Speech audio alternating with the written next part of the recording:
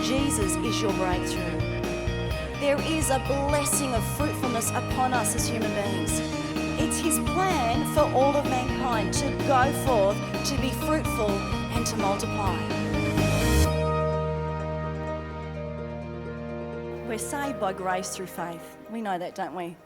It's a gift, not of works, so we can't boast. The baby comes by grace through faith. See, when I look at scriptures and it's got the word grace, I replace it with who Jesus is and what he has done. So we are saved by who Jesus is and what he has done through faith. You know what bless me? We're not saved by faith. We're saved by grace through faith.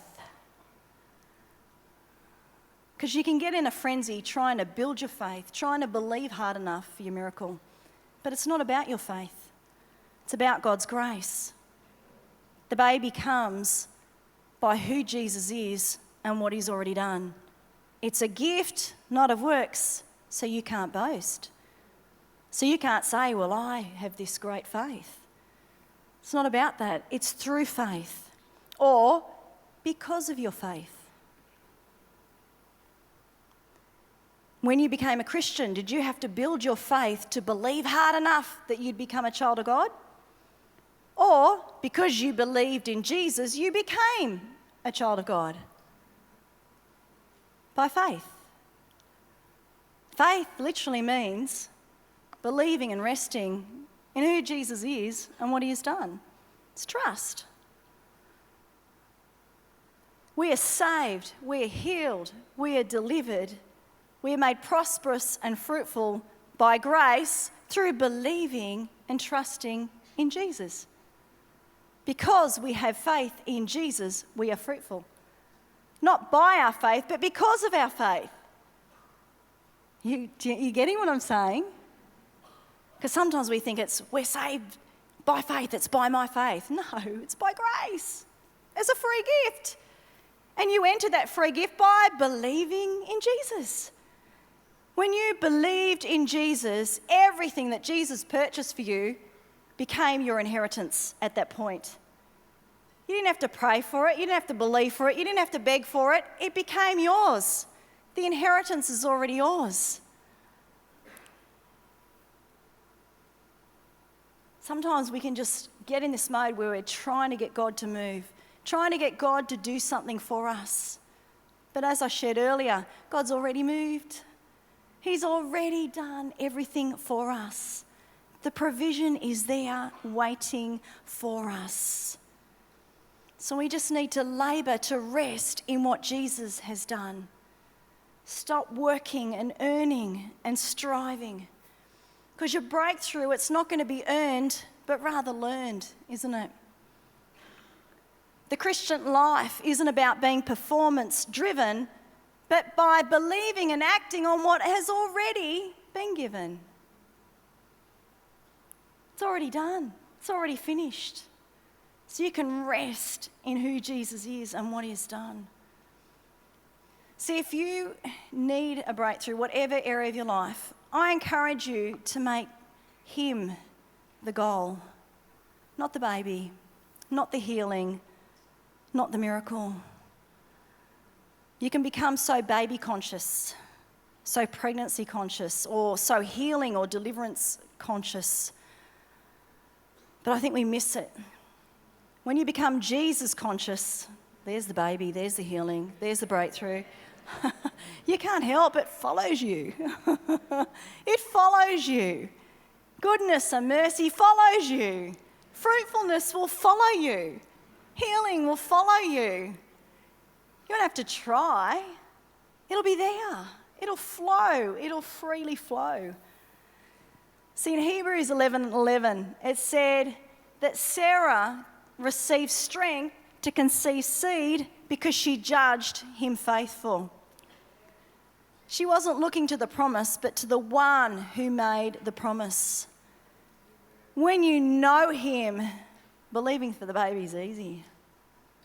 You won't have to, or the baby will just be there. The breakthrough will be there. And I said this to a girlfriend who'd been trying for 5 years. gone through the medical route, 5 years.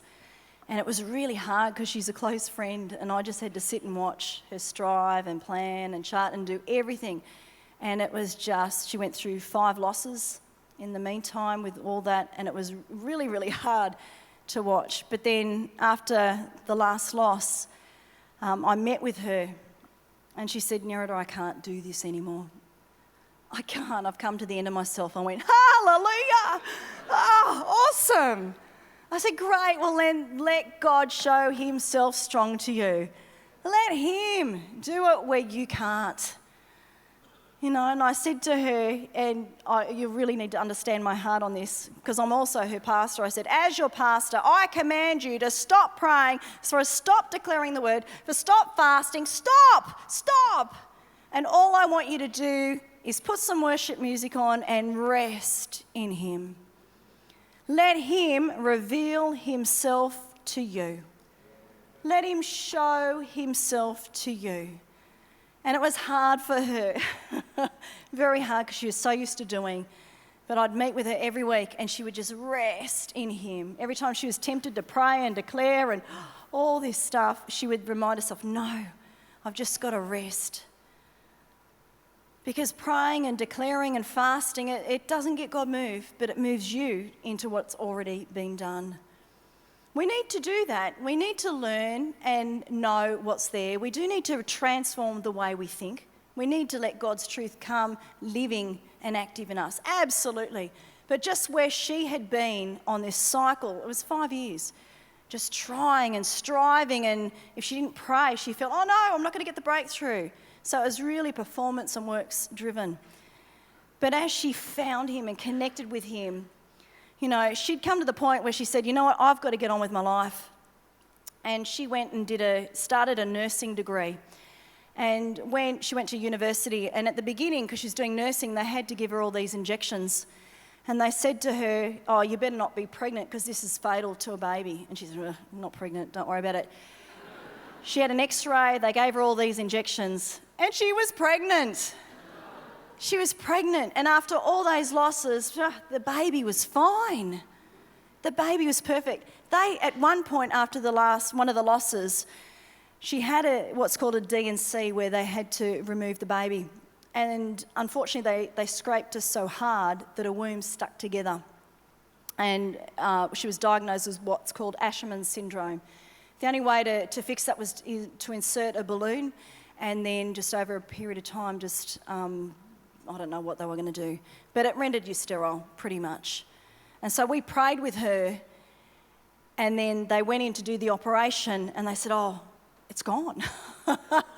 It's gone, but they did find that she had stenosis on her cervix, where her cervix was so scarred and so damaged that it was fused together. And so they were worried about her being able to hold the pregnancy. And they said, there's absolutely no way that you'll be able to deliver naturally. You know what? She did. She delivered naturally. When she got into the labour ward, when she went in there, when she was examined, they said, the midwife didn't know her story, and they said, you're 7 centimetres dilated. And they said, the woman said, I've never seen a cervix so soft and so supple before. Isn't it funny that the very thing that you're told you can't do, you do with God? The very thing they say you can't do, you know what? With God, you can. He's looking to show himself strong to you. I have another girlfriend. I just want to share this last testimony and then I'll minister. Another girlfriend of mine had one working ovary, but she'd had an ectopic pregnancy that was conceived through IVF. So she lost the tube to that ovary. The other ovary had a cyst that had exploded on it, and the fimbria, which is sort of goes from the tube around I'm not a medical person, but the fimbria that sort of is around the ovary to collect the egg, that was fused to the bowel. And that tube was all twisted. So she had one working ovary. And where she was at that time, she went through IVF. And I mean, she'd already gone through 10 years of IVF. But when she came to the place of rest, because she said to herself, because she was told that 1 in 10 would conceive with IVF. And when she was in the waiting room, waiting for the transfer, there was 10 women in the room. And she said, if it's 1 in 10, it's going to be me. And it was. And she conceived. So after that, I remember she gave birth to a little girl. She had another threatened miscarriage with a little girl, but the little girl was just supernaturally protected. At the end, she said to me, you know what? I want to go for supernatural. I said, yeah, absolutely, let's go for supernatural. 1 working ovary with no tube. And she conceived. She conceived.